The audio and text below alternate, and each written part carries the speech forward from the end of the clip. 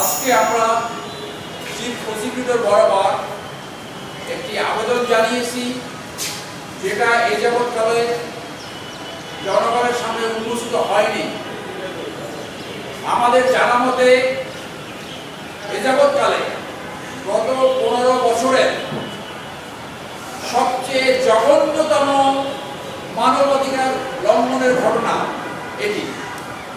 আমার ডান পাশে আপনারা 3 জন নারী দেখছেন, মাঝখানে আছে মেজর জাহিদের স্ত্রী, যিনি ভিকটিম, যিনি নিহত হয়েছেন, যাকে খুন করা হয়েছে, জেবুন্নাহার ইসলাম। তার ডান পাশে আছে তার বড় মেয়ে, তার বাম পাশে আছে ছোট মেয়ে। 2016 সালের 2 সেপ্টেম্বর রূপনগর বাসা থেকে রাত 10:15 সময় আসামি হইল তৎকালীন আইজিপি শহীদুল হক, আসাদুজ্জামান মিয়া, ঘটনাকালীন সময় ঢাকা মহানগর পুলিশ কমিশনার, মোহাম্মদ মনিরুল ইসলাম, ঘটনাকালীন সময় টিভি প্রধান, মোহাম্মদ আসাদুজ্জামান, ঘটনাকালীন সময় সিটিটিসি প্রধান, মোহাম্মদ মাসুদ আহমেদ,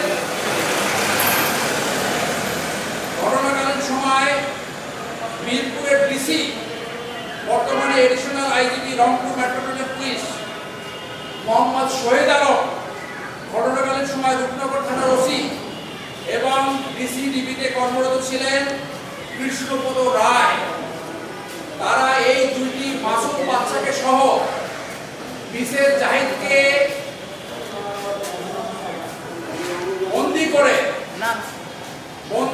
বন্দি করে চোখে কাপড় লাগিয়ে অজ্ঞাত স্থানে নিয়ে যায়। পরে জানা গেল এটা ডিবি অফিস। সেখানে 4 মাস 7 দিন গুম অবস্থায় ছিল।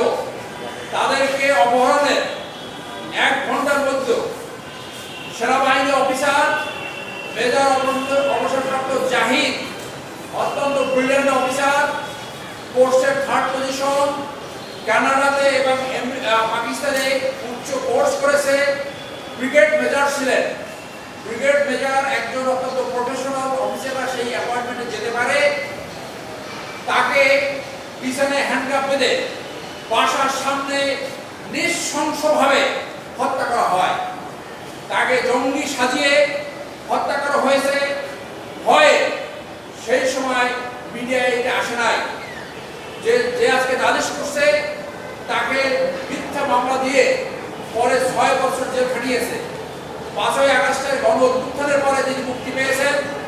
অত্যন্ত ট্রমাটাইজ ছিলেন। ট্রমা কাটিয়ে আজকে সেই নালিশ জানাতে আজকে আসছেন। এবং এই মেয়ে দুটাকে, বড় মেয়েটাকে আজিমপুরে একটি জঙ্গি নাটক সাজিয়ে সেখান থেকে তাকে আবিষ্কার করে, এবং মিসেস জাহিদকে আশপাড়া থেকে জঙ্গি নাটক সাজিয়ে সেখান থেকে আবিষ্কার করে। আমরা এই হত্যাকাণ্ডের বিচারের জন্য আজকে এই চিফ প্রসিকিউটর বরাবর আবেদন করেছি। আমরা আশা করব দ্রুত তদন্ত সম্পন্ন করে অপরাধীদেরকে দৃষ্টান্তমূলক শাস্তি দেওয়া হবে।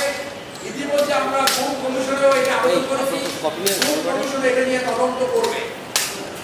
আমি আবারও আপনাদেরকে বলবো, এ যাবৎকালের যত ঘটনা, আপনি মেজর সিনহা হত্যাকাণ্ড, কর্নেল হাসিন এখানে আছেন, তিনি ছিলেন, গুম হয়েছিলেন, ব্রিগেডিয়ার আজমি গুম হয়েছিলেন, তার চেয়েও জঘন্যতম মানবতা বিরোধী অপরাধ তাদের প্রতি ঘটা হয়েছে।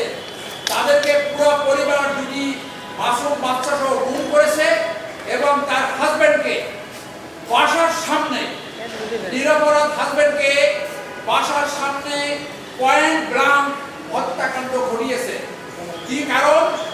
তিনি ধর্মপ্রাণ মানুষ ছিলেন, সেনাবাহিনী থেকে স্বেচ্ছায় চাকরি ছেড়ে দিয়েছিলেন। বিডিআর হত্যাকাণ্ডে ক্যাপ্টেন মাজহার তার পোস্টমেট ছিল। ক্যাপ্টেন মাজহার মৃত্যুর আগে অনেক ঘটনা এই মেজর জাহিদকে বলে গেছেন। সেই ঘটনা যদি প্রকাশ না পায়, যেহেতু ধর্মপ্রাণ মুসলমান, সেই জন্য তাকে পার্শ্ববর্তী একটা দেশ ভারতের রয়্যাল ইংল্যান্ডে এইভাবে হত্যাকাণ্ড ঘটানো হয়। তৎকালীন সেনাবাহিনীর কর্মকর্তারা, তাদের উচিত ছিল এটার বিরুদ্ধে আইনি ব্যবস্থা নেওয়া। তৎকালীন পুলিশের ব্যবস্থা, অন্য পুলিশের উচিত ছিল এটা ব্যবস্থা নেওয়া। যারা রক্ষা করবে, যারা তাদেরকে প্রোটেকশন দেবে, তারা রক্ষকের পরিবর্তে ভক্ষক হয়ে এই পরিবারকে পরিবার